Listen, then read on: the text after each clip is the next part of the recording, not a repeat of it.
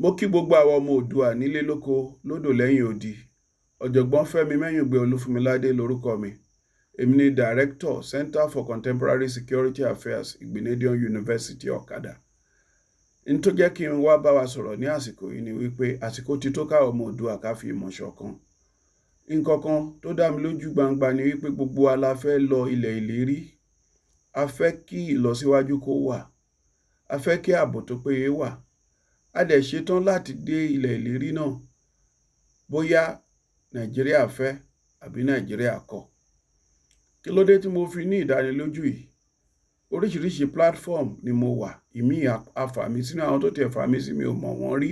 Ṣùgbọ́n bóyá wọ́n ka nǹkan tí mò ń kọ nípa ọ̀rọ̀ ilẹ̀ Oòduà wa yìí, wọ́n wá wò pé ó yẹ kí n wà pẹ̀lú wọn. Thousands of people on scores upon scores of platforms ni ó jẹ́ pé n tó ń rò lójoojúmọ́ tó ń fi ń ṣe point of discussion òun náà ni bí ilẹ̀ Yorùbá ṣe nílọsíwájú. Ṣùgbọ́n kò wá yẹ kí irú mi kí n wà ní àárín wa kí n dẹ̀ mọ nǹkan tó tọ́ kí n dẹ̀ fi pamọ́. Igbinedion University mo wà. Expert in strategy ni mí. Èmi ni Head of Department International Relations and Strategic Studies fún ọdún 7. Ọdún kẹjọ ló yẹ kí n ṣe èmi mo fìwé lẹ̀ pé yẹn náà tó. Lọ́wọ́lọ́wọ́ báyìí èmi ni Director Center for Contemporary Security Affairs. Èmi ni mo initiate ẹ̀ tí mo dálẹ̀ táwọn ilé-iṣẹ́ ológun Nàìjíríà tí wọ́n dẹ̀ kọ́wọ́ tì torí pọ́n rí pé nǹkan tí mò ń ṣe ń bẹ̀ ó dáa. Strategy òun ni gbogbo nǹkan tá à ń ṣe ló lack. What is strategy? Strategy is about setting a goal, a destination, and then working out a plan of action for its attainment. Ẹ má bínú pé mo sọ àmúlùmálà. Tó bá ṣe sọ Yorùbá máa sọ lọ. A kàn lè máa sọ oríṣiríṣi ọ̀rọ̀ níwá lẹ́yìn ká má ní direction kan tí gbogbo wa máa go forward to láti achieve nǹkan tá a fẹ́ achieve. Ní ṣókí ọ̀rọ̀, àwọn kan ní ìlú Amẹ́ríkà, group wọn lé ní 2000. Professor kan obìnrin ni, òun ló pè mí láìpẹ́ yìí. Ló ní àwọn ti rí àwọn nǹkan tí mò ń kọ àti nǹkan tí mò ń sọ pé àwọn fẹ́ advice on the way forward fún ilẹ̀ Yorùbá pé gbogbo alákan sọ̀rọ̀ lóríṣiríṣi on different platforms. Ọdún tó kọjá ló ti kọjá lọ yìí. Oṣù February òun ló fẹ́ dópin ló ti dópin. Ṣé bá ṣe máa ṣàlàyé tá a máa sọ̀rọ̀ ṣá lórí platforms nìwọ̀nyí? Mo wá take up challenge yẹn. Mo pe àwọn kan tó dàbí pé wọ́n lóye jù èmi alára lọ. A dẹ̀ discuss. Àwa ní ká set up Yoruba Strategic and Empowerment Group. YSEG. Yoruba Strategic and Empowerment Group yìí. A decide pé a máa ní committee 7. 7 will represent a completeness in the spiritual order of things. Committee àkọ́kọ́ will be on security. Focus wa ni bí àwọn èèyàn wa tó jẹ́ pé lọ́wọ́lọ́wọ́ báyìí wọ́n wà lábẹ́ ìdààmú àwọn darandaran àtàwọn oríṣiríṣi onísùmọ̀mí ẹ̀dá tó jẹ́ pé wọ́n lè lọ sóko, wọ́n lè lọ sódò. Our plan is ká mobilize wọn for self-defense. Kì í ṣe nǹkan tó jẹ́ tuntun. Nígbà tí ààrẹ Babangida jẹ́ ààrẹ orílẹ̀-èdè Nàìjíríà tí ìdigunjalè pọ̀ rẹpẹtẹ, òun náà ṣe nǹkan tó jọ. Ó ní kí gbogbo wa mobilize ara wa in our various localities, neighborhoods and districts into vigilante groups tá a máa patrol àdúgbò wa lálálẹ́. Nǹkan ìjà kí nǹkan ìjà tá a bá ní, àdá ni o, igi ni o, ká gbé dání, wíṣù ni o. Ó dẹ̀ ràn wá lọ́wọ́. N tá a fẹ́ ṣe ojú bẹ́ẹ̀ náà lọ. Ṣùgbọ́n ìyàtọ̀ tó wà ń bẹ ni pé gbogbo èèyàn ló máa concern, kì í ṣe ọ̀rọ̀ páwọn tó ń léegun ládùúgbò. Ní ìgbèríko wa pàápàá jùlọ àwọn obìnrin, àwọn ọmọ ọ̀dọ́mọbìnrin gbogbo wọn pátápátá ni a máa kọ́ bí wọ́n ṣe máa dáàbò bora wọn. each local government máa ní vigilante group, each abúlé ìletò máa ní. Táwọn obìnrin wa bá ń lọ sóko, wọ́n á mú àdá àtọkọ wọn lápá ọ̀tún, ìbọn ṣakabùlà lápá òsì. Ẹ̀yin ọkùnrin tẹ́ mọ̀ ń pa lílòkùmọ̀ ṣakabùlà, ẹ jọ̀ọ́ ẹ bá wa kọ́ wọn.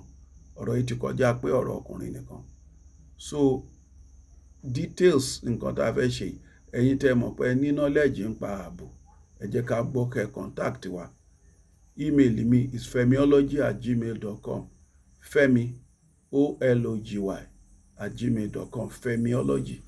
Ẹ jọ̀ọ́ ẹ contact mi. Ẹ̀yin tẹ́ dẹ̀ ní resources tó jẹ́ pé ẹ ní nǹkan tẹ́ lè contribute. Bóyá ẹ máa fún àwọn tá máa ṣe patrol motorbike ní, bóyá ẹ ní ìrànwọ́ owó ni o, kàn fi lọ máa ṣe àwọn nǹkan tá fi dáàbò bora wọn, kẹ́ jẹ́ ká mọ̀. Second committee is on empowerment. Third and fourth on empowerment náà ni. Empowerment lórí agriculture, lórí ICT, lórí culture. Lórí agriculture, ẹ̀yin baálẹ̀ àtàwọn ọba tẹ́ ní àkóso lórí ilẹ̀, ẹ jọ̀ọ́ ẹ contact wa. Kẹ́ẹ̀dẹ̀ contact wa pẹ̀lú orúkọ àwọn ọmọ yín tí wọ́n nílò iṣẹ́ ara ẹni. Àwa la máa arrange bí wọ́n á ṣe ní training tó jẹ́ pé nǹkan ọ̀sìn ni, nǹkan ọ̀gbìn ni. Tá a dẹ̀ wá ọ̀nà ìrànwọ́ owó àti input tán bá need tá a fi lè máa bọ́ orílẹ̀-èdè ilẹ̀ Yorùbá. Ẹkún gbọ́ tán sọ pé wọn ò ní jẹ́ kó ń jẹ́ wá látòkè ọ̀yà mọ́. Àsìkò tá a gbọ́dọ̀ gbáradì léléyìí. Committee on ICT, ìyẹn ẹ̀rọ ayélukára tó ń pè ní internet àti àwọn nǹkan tó jọ bẹ́ẹ̀ bẹ́ẹ̀ lọ.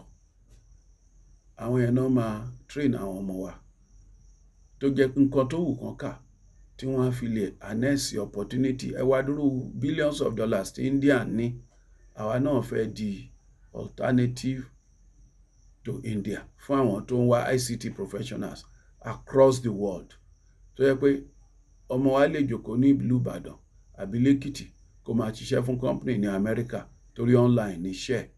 Àwọn kan tiẹ̀ ti bá mi sọ̀rọ̀ láti Amẹ́ríkà náà. Wọ́n yàtọ̀ sáwọn tí mo náà pè mí tí mo fi ṣe ètò tí mo ń ṣe lọ́wọ́ yìí o. Tán ní àwọn máa help nípa training. Wọ́n á dẹ̀ empower àwọn. Gbogbo àwọn ICT exams tó yẹ kán ṣe, certifications, Microsoft ni àti bẹ́ẹ̀ bẹ́ẹ̀ lọ, wọ́n á ràn wọ́n lọ́wọ́. Ẹ̀yin tẹ́ bá dẹ̀ mọ̀ pé ní oore ọ̀fẹ́ láti ràn wá lọ́wọ́ gbogbo nǹkan tí mo ti kà lẹ́yìn nípa ètò agriculture ni, nípa ICT, ẹ jẹ́ kí ẹ contact mi. Lẹ́yìn yẹn, a sọ̀rọ̀ nípa culture.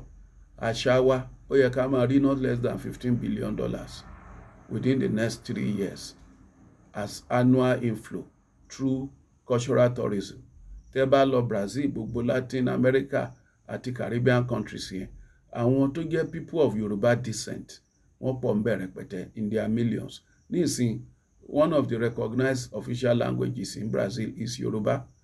Tẹ́ bá wà ń bẹ àwọn tó jẹ́ Yoruba culture, Yoruba spirituality, wọ́n ń wá díẹ̀díẹ̀ láàyè ara wọn.